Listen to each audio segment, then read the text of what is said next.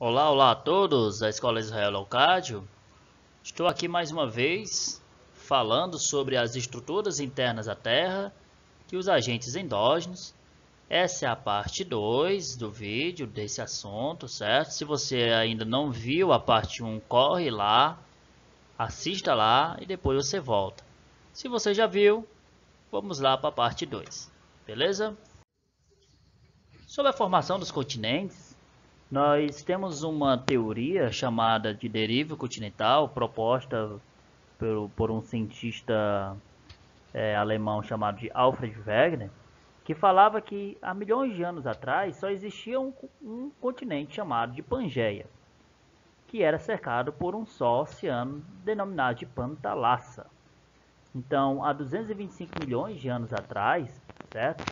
Estava lá se formando a Pangeia. Com o tempo, essa Pangeia foi dividindo-se em duas partes, a Laurásia e a Gondwana, em 135 milhões de anos atrás.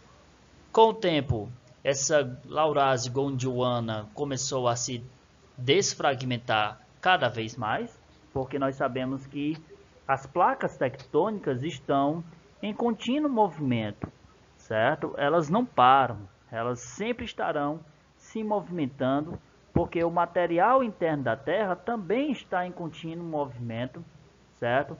Como eu mencionei, das correntes de convecção que acontece lá na astenosfera, que é o movimento circular do magma, né? Quando ele aquece, ele sobe para as partes mais superiores, certo? E quando ele resfria, fica denso, pesado e volta para as partes mais inferiores, certo? E hoje nós temos essa configuração das placas divididas, né? Com a presença aí de falhas geológicas, de dobras, tá certo? E o contínuo movimento, tá bom? Dessas placas, que daqui a milhões de anos haverá novamente um encontro das porções continentais da Terra, formando novamente um só continente. Bem, mas nós sabemos que não existiu somente um supercontinente. Como nós observamos aqui nessa imagem, são aceitos 6 principais supercontinentes em desenvolvimento de estudos, né? A Pangeia é o único supercontinente formado inteiramente no Éon Fanerozoico, né? Com montagem iniciando lá no Paleozoico e uma deriva no Mesozoico, né? Mas o primeiro foi a Vaálvara, certo? Com o início de 3,6 bilhões de anos e a deriva de 2,8 bilhões de anos atrás, a formação de uma pequena porção continental. Depois vem a Kenorland, com uma montagem de 2,7 bilhões de anos e uma deriva de 2,48 a 2,45 bilhões de anos, certo? Com uma montagem continental bem mais extensa, né, em comparação com a Vaálvara. Depois vem a Colômbia ou Nuna, com uma montagem de 1,8 bilhões de anos e uma deriva de 1,6 bilhões de anos. Em seguida vem a Rodinha, uma montagem iniciada a 1,1 bilhões de anos e uma deriva de 750 milhões de anos. E a Pannotia, né, com a montagem de 650 milhões de anos e uma deriva de 560 milhões de anos. Tá bom? Falando um pouquinho sobre tectonismo, certo? O tectonismo nos apresenta aí esses 3 fenômenos, certo? Naturais, que é a orogenia, que é o movimento da superfície da Terra, né, através desse enrugamento ou dobramento de camadas de rochas sedimentares. A heterogenia, que é esse movimento mais leve da crosta continental. que pode acontecer um soerguimento ou abaixamento, né, dessa crosta. E as falhas, né, que são fraturas da crosta, deslocando grandes blocos de rocha. Bem, na orogenia, observamos no encontro de placas tectônicas de diferentes pesos, a grosso modo falando, como por exemplo a placa oceânica, que é muito mais densa, ela está mergulhando por debaixo da placa continental, né, menos densa, e aí nessa zona de subducção vai se formando grandes cordilheiras de montanha e a ocorrência também de vulcanismos, né? Então veja que pelas essas imagens, essas belas imagens de cordilheiras de montanha, cordilheiras recentes, né, com picos pontiagudos, a formação de montanhas belíssimas, altíssimas, né? Então é um evento bem mais intenso, né, da Terra, né? A epirogenia, nós observamos o soerguimento, que é o rost, e o rebaixamento, formando grabens, né, da crosta terrestre, tá certo? A partir de forças internas da Terra, tá bom? Sobre as dobras e falhas geológicas, observamos que os dobramentos são forças compressivas, né, onde ocorrerão uma dobra com curvas, né, para cima, que são as anticlinais, e curvas para baixo, que são as sinclinais, tá bom? Por outro lado, nós temos falhas. Essas falhas, elas podem ser normais, tá certo? É o momento em que os blocos rochosos estão se separando, tá bom? Onde a parte esquerda sobe e a parte direita do bloco desce. Na reversa, nós temos o contrário, né? A parte direita sobe e a esquerda desce, porque nós temos um encontro, né, desses blocos. Esses blocos eles estão se atritando a partir de um encontro, né? Já nas transcorrentes, nós observamos o movimento lateral desses blocos, certo? É um movimento parecidíssimo, né, como ocorre na falha de San Andreas nos Estados Unidos, né? Nos recorrendo a imaginar que são movimentos transformantes, né? Certo? Fazendo aí uma assimilação. Os agentes endógenos são aqueles que mudam, alteram o modelado superficial da Terra, né, a partir do seu interior. E então eles são chamados de agentes internos de transformação do relevo. Eles podem ser o tectonismo, o vulcanismo e os terremotos, tá bom? Sendo que esses dois últimos, o vulcanismo e os terremotos, são influenciados pelo primeiro, que é o tectonismo. Então o tectonismo influencia, né, a formação, a ocorrência de vulcanismos e terremotos. Tectonismo é esse conjunto de fenômenos relativo a placas, ao movimento das placas tectônicas, certo?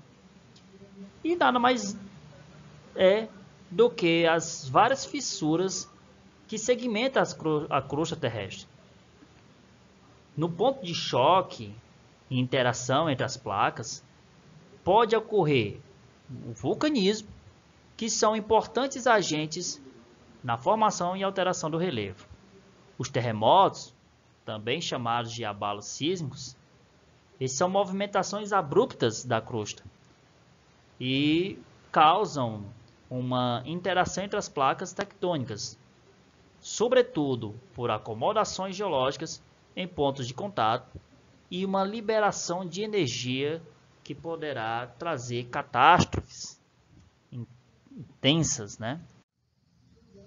Então aqui nós observamos nessa esquematização o encontro de placas, e nesse encontro de placas nós observamos que uma placa está mergulhando sobre a outra, né? Que é a placa oceânica muito mais densa, muito mais pesada, mergulha para debaixo da placa continental, né? E esse limite entre as placas, no encontro, no toque entre as placas, acontece o tectonismo, né? E aí, a partir do tectonismo, observamos esse evento de soerguimento do material mantélico do magma para as partes mais externas da crosta, né? Ocorrendo assim a existência de vulcões, tá bom? A ativação de vulcões, que é a liberação do material mais interno para a parte externa da crosta. Então, o vulcanismo aqui está sendo influenciado pela ocorrência do tectonismo. Um vulcão, pessoal, ele é basicamente formado por uma câmara magmática, né, onde fica aqui armazenado todo o material interno da Terra, que é o magma. Esse magma ele poderá passar, né, a partir da pressão e em altas temperaturas passar por um duto a partir de uma chaminé, que é essa passagem, né, esse canal onde o magma vai migrar para a parte mais externa, tá bom?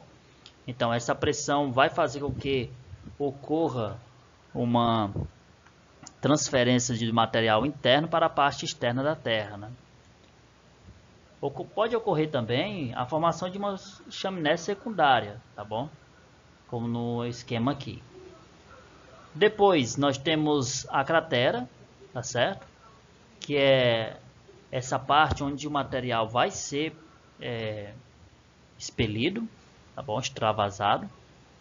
O cone, que é basicamente a forma, né, do vulcão, tá bom? Piroclastos é todo esse material que está sendo expelido no momento onde houve a erupção, tá bom? Então o piroclasto altamente aquecido e recentemente expelido para a parte externa, né, da Terra. E a lava, que é esse material em derrame, tá bom? Que consequentemente será solidificado e transformado em rocha. Aqui nós temos o exemplo de um vulcão maior na ilha de Luzon, na Filipinas, né? Um evento belíssimo, mas perigoso. Os terremotos é basicamente formado por dois pontos, o hipocentro, que é onde inicia o terremoto nas estruturas mais internas da Terra. Esse hipocentro, que é onde origina-se o tremor, né? É uma onda primária, a onda P, tá bom?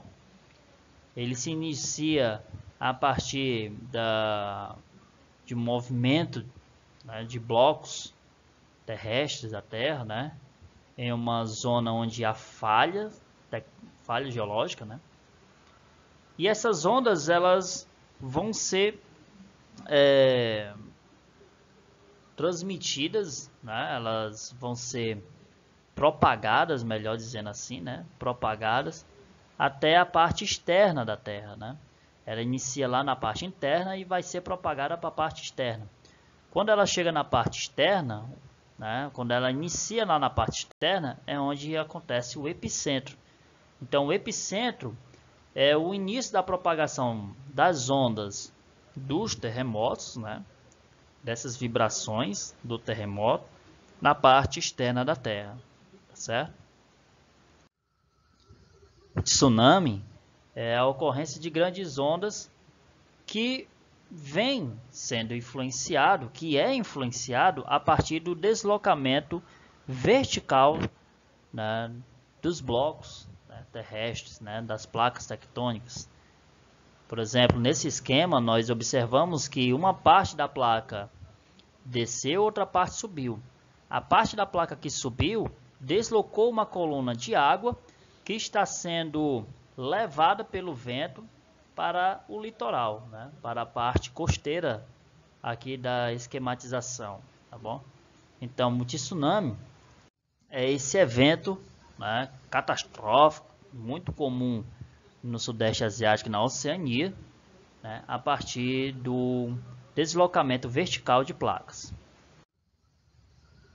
O terremoto também pode acontecer catástrofes intensas, de variadas magnitudes, tá bom? Claro que um terremoto ele poderá ser imperceptível, né? Terremotos de 1, 2, 3 graus na escala Richter é imperceptível para o ser humano. Alguns animais têm sensibilidade para esses movimentos, para essas vibrações, e ele pode ser altamente destrutivo, né? Atingindo aí 8, 9 na escala Richter, tá bom? Bem, pessoal, vou ficando por aqui. Esse foi mais um vídeo. Espero que eu tenha colaborado. Abraço para todos vocês. Até a próxima vez. Tchau, tchau.